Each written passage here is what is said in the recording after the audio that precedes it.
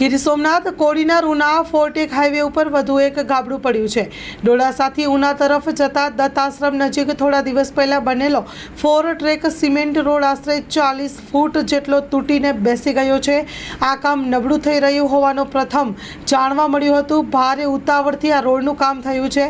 એટલું જ નહીં, પૂરતા પ્રમાણમાં રોડ બન્યા પછી પણ પાણીનો છંટકાવ પણ થયો નથી। ખુલ્લો મૂકી દેવાતા ભારે ખમ ટ્રકોની અવિરત આવર જાવર ચાલુ હતી અને રોડ બેસી ગયો છે।